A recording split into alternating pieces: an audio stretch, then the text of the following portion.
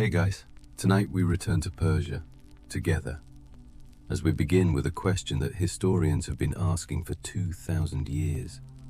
How does a civilization survive being conquered? Not just once, but repeatedly. By Alexander, by the Parthians, by Rome's pressure from the west, by the Huns from the east. And then, in the 7th century CE, by an Arab army that swept across the plateau with a speed that left the ancient world stunned. Each time Persia fell, each time something happened that the conquerors had not anticipated, Persia got back up. Not always with the same name, not always with the same dynasty, not always with the same religion or the same language or the same rulers, but with the same soul. Tonight we follow that soul through 800 years of falling and rising, from the moment Alexander's fire cooled over the ruins of Persepolis to the moment a Persian poet sat down in a city on the edge of the desert and began to write an epic that would define Iranian identity for the next 1,000 years. Right now, as you're watching this, someone else is watching it too. A different country, a different time zone, a different life, but the same quiet hour. Tonight we follow the golden fire of Persian civilization, together. If this is your first video here, take a look around, subscribe if it feels like home, and leave a comment, your location, your time. That small act of saying, "I'm here," does something. It reminds all of us that we're not as alone in this as the dark sometimes makes us feel. Dim the lights. Maybe pull a blanket over yourself if there's one nearby. Let's begin. The fire of Persepolis burned for days. When it finally cooled, when the cedar columns had collapsed and the great audience hall of Darius lay open to the sky, and the smoke had drifted east across the Fars plain, Alexander of Macedon moved on. He had other places to conquer. He always had other places to conquer. What he left behind in Persia was a paradox that would define the next 2 centuries.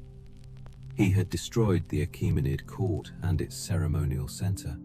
He had killed the last Achaemenid king, Darius III, who was murdered by his own men while fleeing eastward, and whose body Alexander had treated with full royal honors when he found it.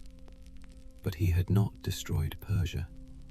He had not destroyed it because Persia was not, in the end, a set of buildings or a dynasty or even an army.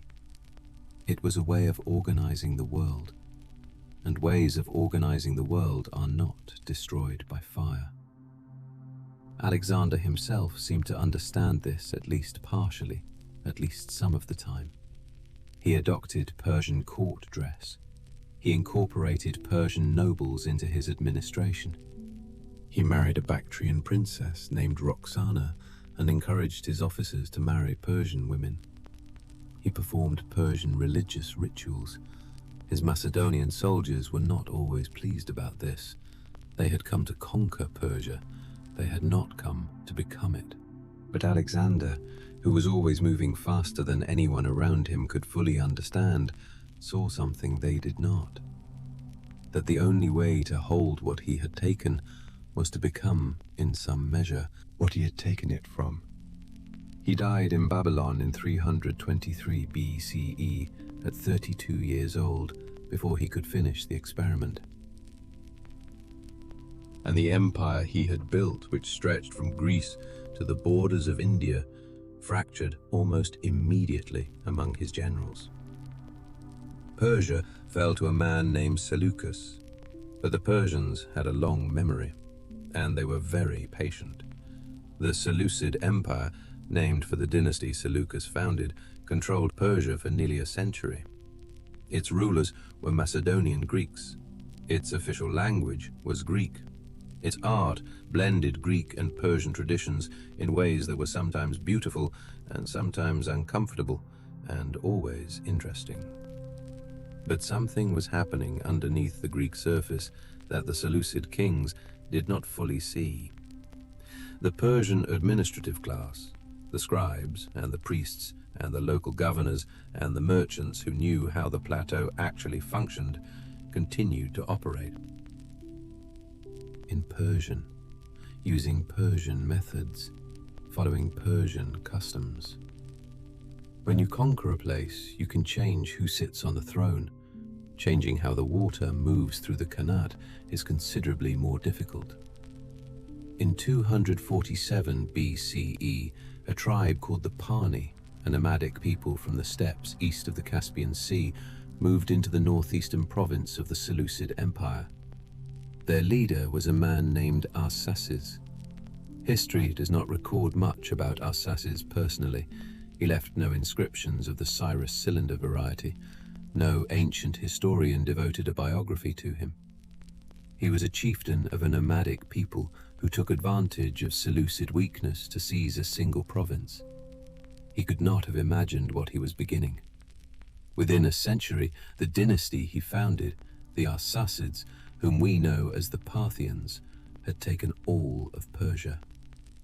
Within 2 centuries, they had built an empire that stretched from the Euphrates River to the borders of India. And they had done something that in the history of the ancient world was genuinely rare. They had fought Rome to a standstill. In 53 BCE, the same year Julius Caesar was consolidating his power in Rome, a Roman general named Marcus Licinius Crassus led an army of about 40,000 soldiers across the Euphrates into Parthian territory. Crassus was one of the 3 most powerful men in Rome. He was extraordinarily wealthy. He was politically ambitious, and he believed, as Roman commanders often believed when looking eastward, that the Parthians would not be difficult to defeat. He was wrong in a way that would be remembered for centuries.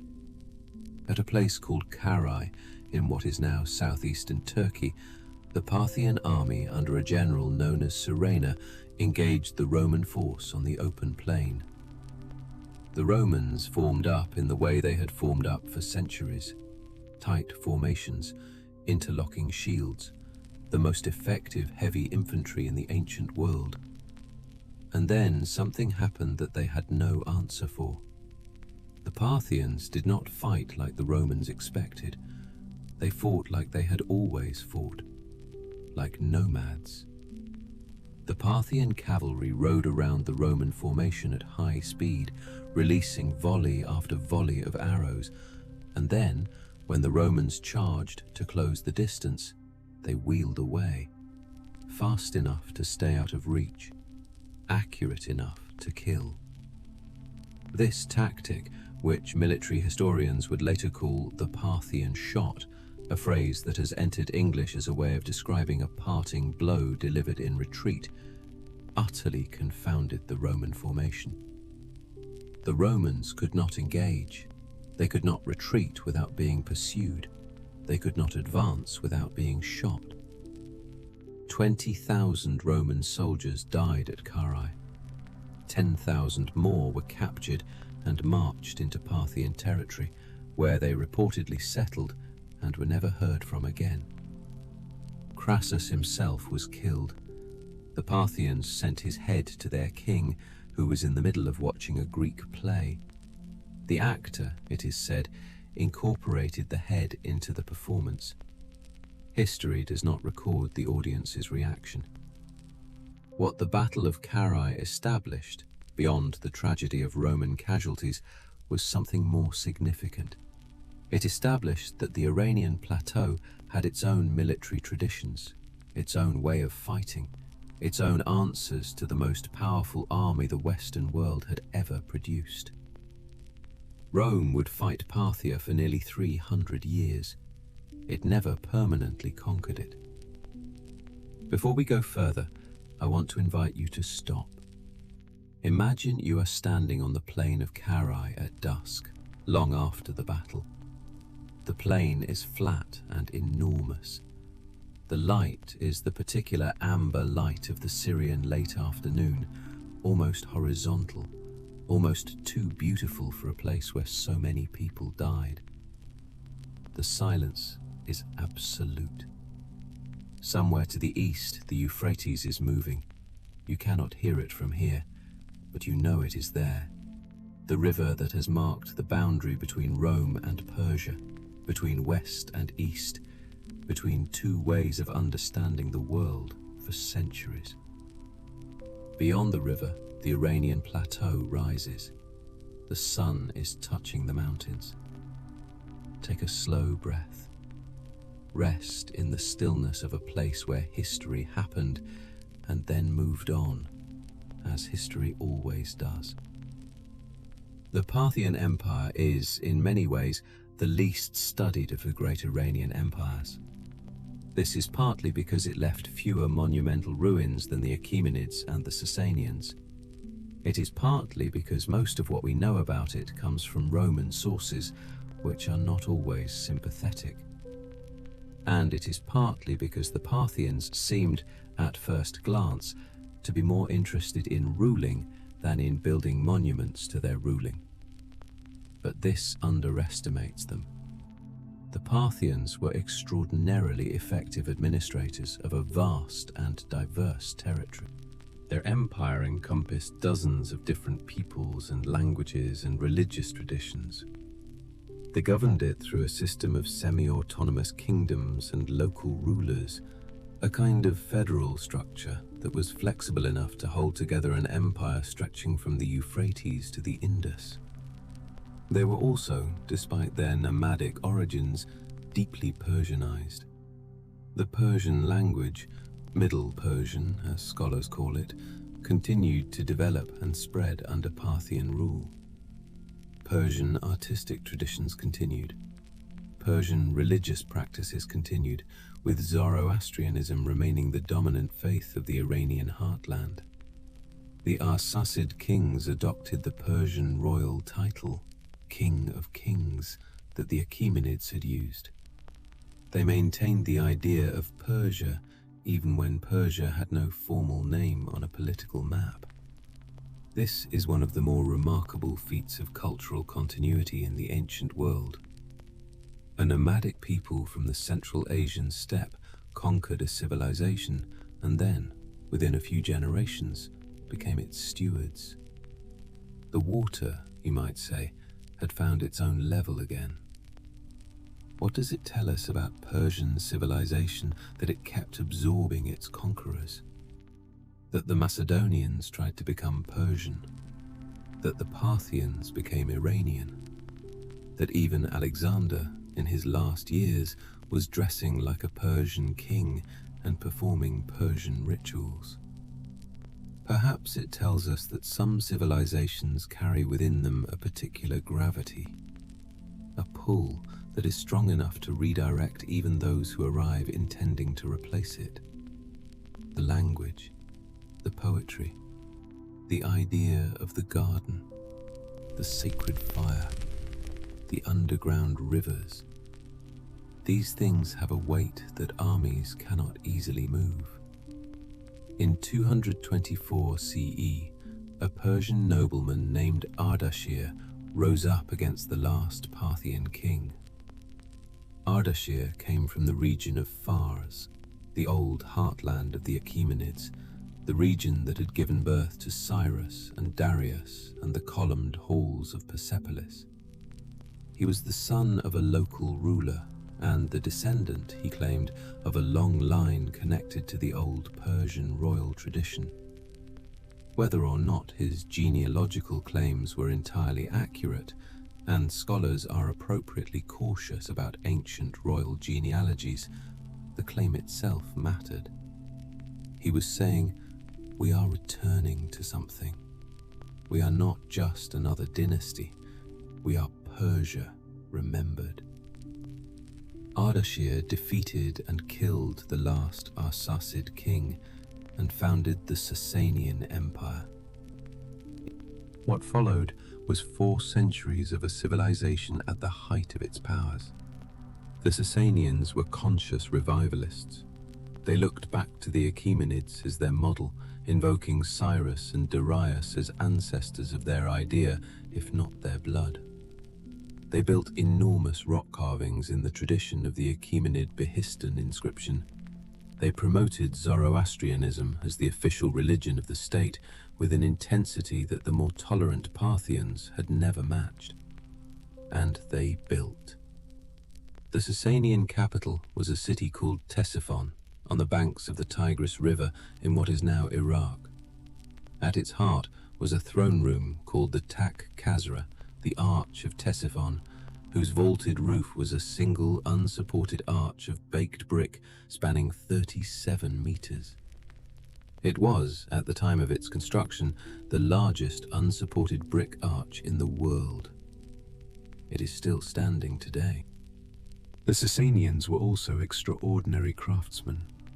Their silverwork plates and ewers and bowls depicting royal hunts and feasts and mythological scenes achieved a level of technical mastery and aesthetic elegance that influenced art from Byzantium to China. Their silk textiles were traded across the known world. Their carpet weaving tradition, the predecessor of the Persian carpets that would later become famous across the world, was already famous in the courts of Byzantium and Rome. They fought Rome. They fought Byzantium. They defeated a Roman emperor. In 260 CE, a date that resonated across the ancient world, the Sasanian king Shapur I captured the Roman emperor Valerian in battle. The king of kings of Persia had taken the emperor of Rome prisoner. Shapur commemorated this at Naksh-e-Rostam, the ancient rock face near Persepolis, where the tombs of the Achaemenid kings were carved, with a massive relief showing him on horseback, Valerian kneeling before him, and a second Roman emperor standing in submission. The relief is still there. Valerian is still kneeling, but it was not military victories that would define what the Sasanian Empire left behind. It was something quieter and considerably more lasting. The Sasanian Empire was, among other things, one of the great centers of intellectual life in the ancient world. Its royal court at Ctesiphon was a place where scholars and physicians and philosophers gathered from across the known world. Greek philosophical texts were translated into Middle Persian. Indian mathematical treatises arrived along the trade routes and were studied and debated. Astronomical observations were recorded and refined. The Sasanian king Khosrow I, who ruled in the 6th century CE and is remembered in Persian tradition as Khosrow the Just, was particularly famous for his patronage of learning. When the Byzantine Emperor Justinian closed the Platonic Academy in Athens in 529 CE, expelling its pagan scholars, some of those scholars traveled east, to Persia, to Khosrow's court, where they were welcomed.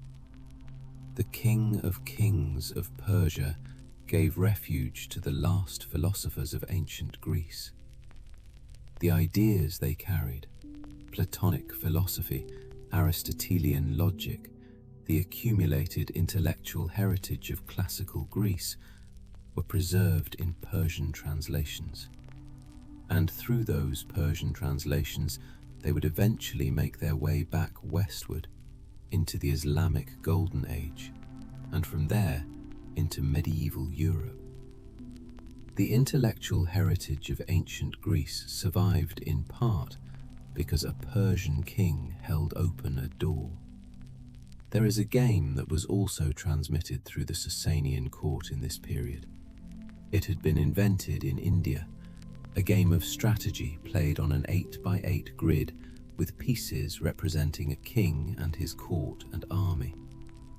The Persians received it from India in the 6th century CE and called it chatrang, which became shatranj in Arabic and schach in German and échecs in French and chess in English. Chess came to the world through Persia. The Persians gave it to the Arabs gave it to the Moors gave it to Europe. The game that people play on every continent on Earth tonight passed through this court. I want to pause here for a moment. Imagine you are in the royal library of Khosrow I at Ctesiphon, late at night. The room is lit by oil lamps, many of them arranged along the shelves of scrolls and codices that line the walls. The light is warm and amber and slightly smoky. A scribe is working at a low desk, translating a Greek philosophical text into Middle Persian. He has been working for hours. His hand moves carefully, precisely, pressing the reed stylus into the soft wax tablet. Outside, the Tigris is moving. You can hear it if you listen. The scribe looks up for a moment. He stretches his fingers. He looks at what he has written. He has no idea that what he is doing tonight, translating words from one language to another, keeping an idea alive through the act of careful attention, will matter to someone 1,000 years from now. He just knows that the work is worth doing. Take a breath. Rest in that image for a moment.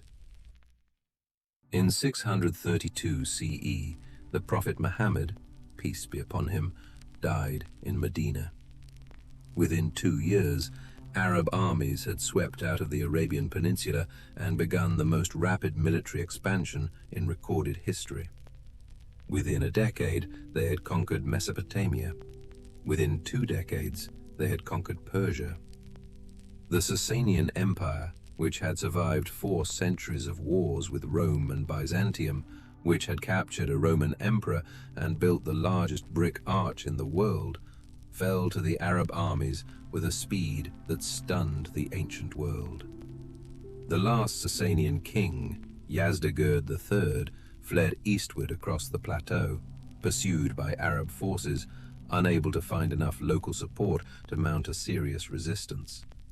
He was killed near Merv in 651 CE, probably by a local miller, the sources say, which is the kind of inglorious end that history sometimes delivers to the last members of dynasties. The Arab conquest of Persia was complete. The Zoroastrian fire temples were converted or destroyed. The Middle Persian language was gradually replaced by Arabic in official and religious contexts. The old Sasanian aristocracy lost its power. The ancient dynastic traditions that stretched back through the Sasanians to the Parthians, to the Achaemenids, to the Medes, to the Elamites were broken. It must have seemed, to those who lived through it, like the end of everything. But something extraordinary happened, something that the Arab conquerors had not anticipated, and something that would change Islam itself. Within a century of the conquest, something unexpected was happening at the courts of the new Arab rulers. Persian administrators were running the empire, not because they had been forced on the Arab rulers, but because the Arab rulers needed people who knew how to run an empire of this scale. And the Persians, who had been running empires of this scale for 1,000 years, knew exactly how to do it. The administrative structures of the Abbasid Caliphate, which came to power in 750 CE and moved the capital from Damascus to a new city called Baghdad, built on the banks of the Tigris, not far from the old Sasanian capital of Ctesiphon, were largely Persian in their organization. The Persian language did not disappear, it adapted. It absorbed Arabic vocabulary, particularly in the realms of religion and philosophy, and emerged as something new. A Persian language enriched by Arabic, capable of carrying the weight of the new Islamic civilization while remaining distinctively, unmistakably, itself. And in this new language, this new Persian, as scholars call it, something astonishing began to happen. In the 9th and 10th centuries CE, something that historians sometimes call the Persian Renaissance began. Persian literature, Poetry and prose in the new Persian language began to flourish in a way that had not been seen since the Achaemenid period. Persian art and architecture revived. Persian music, Persian mathematics, Persian philosophy, all of them found new expression in the context of the Islamic world. And they did something that Persian civilization had always done. They absorbed the new and made it Persian. Islam did not replace Persian culture. Persian culture absorbed Islam, took the new faith with its profound emphasis on knowledge and beauty and the divine order of the universe, and expressed it through specifically Persian forms. Through the architecture of the mosque that incorporated Achaemenid proportions, through calligraphy that drew on traditions of Persian decorative art, through poetry that used Islamic mysticism to speak about very old Persian themes of longing and beauty and the divine fire. The first great name of this Renaissance was a poet from the province of Khorasan in the northeast of Iran. His name was Ridaki. He was born sometime around 858 CE and served at the court of the Samanid dynasty, a Persian dynasty that had re-established Persian rule in the eastern parts of the Islamic world. He was blind. The sources suggest he may have been blinded as a punishment at some point in his life, though the circumstances are uncertain. He wrote in New Persian with a clarity and elegance that established the standard for everything that followed. Almost none of his work survives. What we have are fragments, quoted by later authors, preserved in anthologies. But even in fragments, the voice is unmistakable. Bukhara's air and water gave me life, he wrote of the great Central Asian city where he worked. Its gardens bring to mind the Garden of Paradise. Paradisa, still there, still promising what it had always promised. There is something worth sitting with here. The Arab conquest broke the Sasanian state. It replaced the Zoroastrian religion with Islam. It changed the language of official life and religious practice. And yet, within 2 centuries, Persian poets were writing in a new language about very old ideas. The garden was still there. The sacred fire had become the light of the divine beloved in Sufi poetry. The underground rivers of the Qanat were still flowing. A civilization had been conquered and had responded by doing what it had always done. It had kept the water moving. In a village near the city of Tus, in the Khorasan province of northeastern Iran, sometime around 940 CE, a boy was born who would write the longest poem in the world. His name was Abul Qasim Ferdowsi. We know relatively little about his life with certainty. He was from a family of landowners, what Persian society called a Deccan, a class of local gentry who had survived the Arab conquest with their land, if not always their status intact. He was educated. He was steeped in the Persian oral tradition, the stories and myths and legends of ancient Persia that had been transmitted through generations, even as the official written culture had shifted to Arabic. And he was troubled by something. The Persian language was fading, not disappearing. Persian was still spoken, still written, still very much alive. But in the courts and the mosques and the official records, Arabic was dominant. The old stories of Persian civilization, the myths of the Achaemenids, the legends of the ancient Iranian kings, the great cycles of heroic narrative that stretched back to the earliest Iranian traditions, were in danger of being forgotten. Or rather, of being remembered only by scholars who read Arabic and not by the Persian-speaking people who had inherited them. Ferdowsi decided to do something about this. He spent 33 years writing an epic poem, The Shahnameh, the Book of Kings, is approximately 50,000 couplets long. It tells the history of Iran from the mythological creation of the world to the Arab conquest in the 7th century CE. It draws on the ancient Iranian oral traditions, on Sasanian royal chronicles, on the accumulated mythological and historical memory of a civilization that had been recording its own story for thousands of years. It is one of the longest poems ever written by a single author, and it was written in New Persian. Almost no Arabic loanwords, almost no concession to the linguistic dominance of the conquerors. An entire civilization's memory preserved in the language of that civilization. But Ferdowsi's relationship with his most powerful patron did not end well.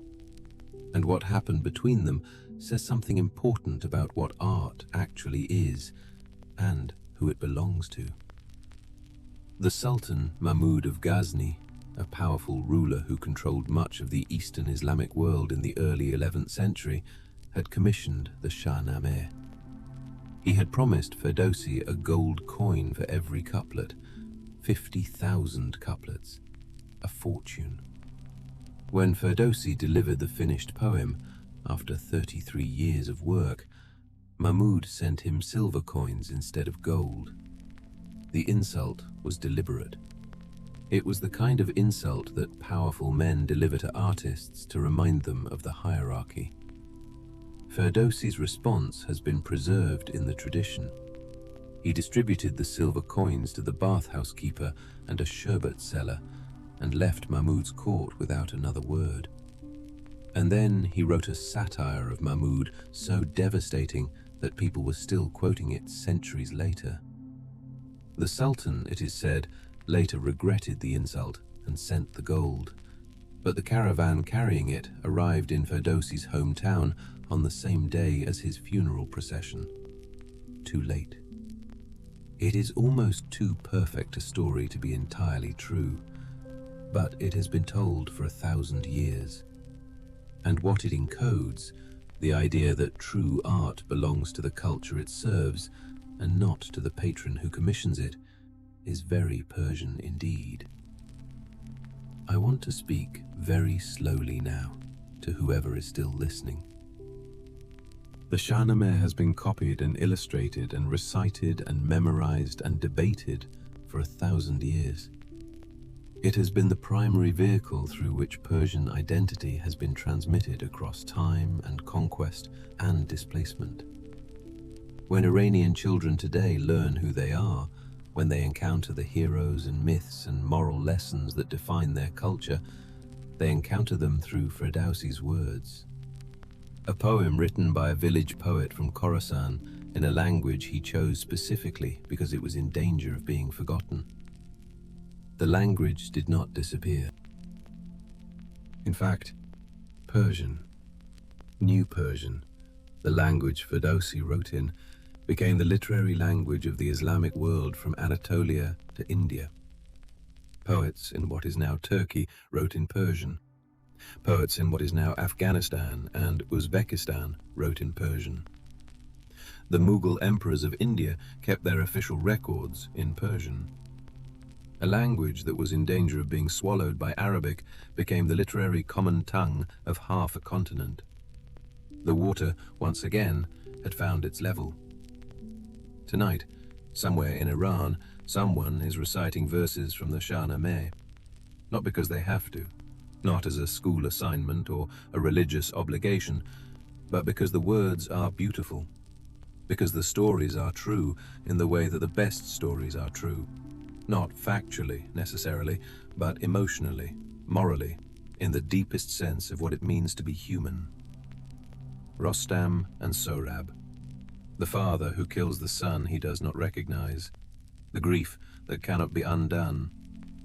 Simorg, the great mythical bird who nests at the top of the world tree and whose feather, if burned, summons her from whatever distance.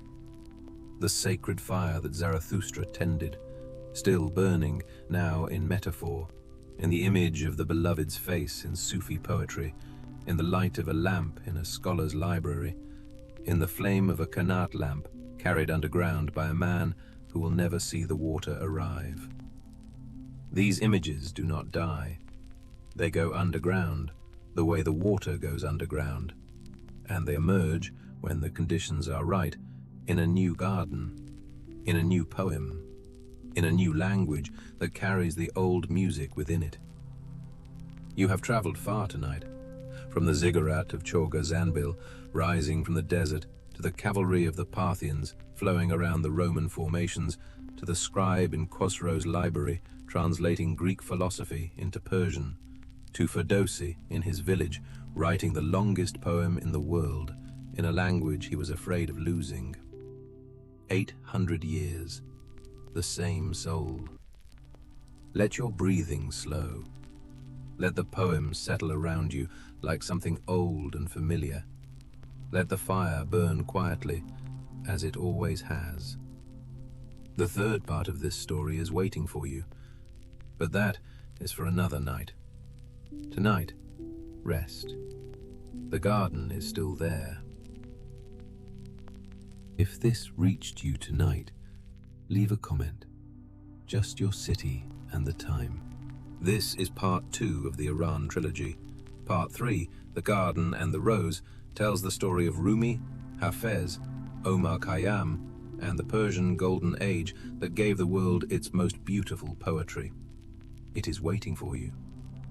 And if you want more nights like this one, subscribe. We're here every Tuesday, Thursday, and Sunday. Same quiet place, same honest voice. Good night, wherever you are.